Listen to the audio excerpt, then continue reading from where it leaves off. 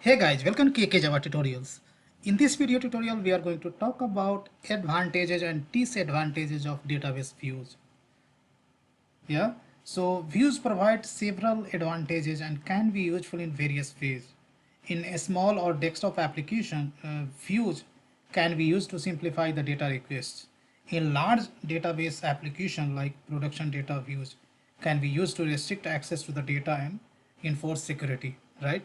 So in this video tutorial, we'll talk about each and every advantages and disadvantages of the view. Let's start.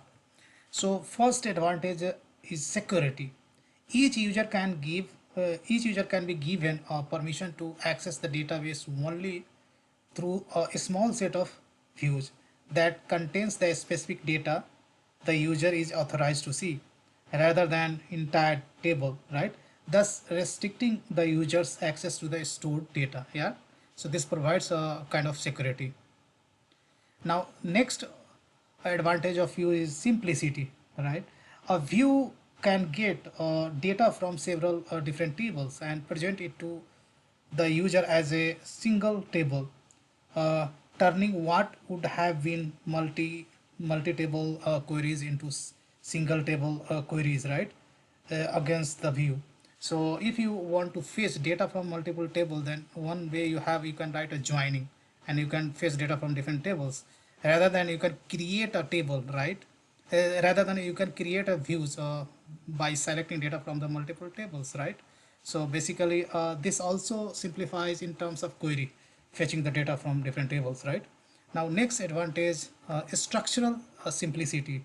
Views can be give a user a personalized view of the database structure, presenting the database as set of virtual tables that make sense for that user, right? So this also simplifies the structural simplicity. Now next advantage is insulation from change, right? A view can present a consistent unchanged image of the structure of the database even if the underlying source tables are split, uh, uh, restructured or renamed, right? Now next advantage in this list is data integrity.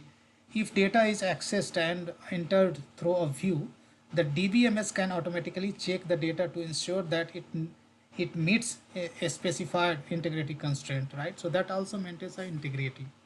Now let's talk about the disadvantages of views. So first disadvantage of view is performance. View Basically views give the appearance of a table, but DBMS must still translate the queries against the view into queries against the underlying data source tables, right? If the view is defined by a complex multi-table query, then even a simple query against the view becomes a complicated join and it may take a long time to execute. So sometimes if you create a basically very complex query by selecting by performing various joining and all, then query execution basically takes a lot of time because when you trigger or fire a query, then query has to fire on the basically source table, right? And that's the reason for performance gets degraded. Now next disadvantage is update restrictions. When user tries to update rows of a view, the DBMS must translate the request into an update on the rows of the underlying source table, right? This is possible for simple views, but more complex views cannot be updated. They are read only, and that's the second disadvantages. So that's all I wanted to discuss in this video tutorial, guys. I hope you enjoyed in this video, guys. Big thank you and see you there in the next video tutorial.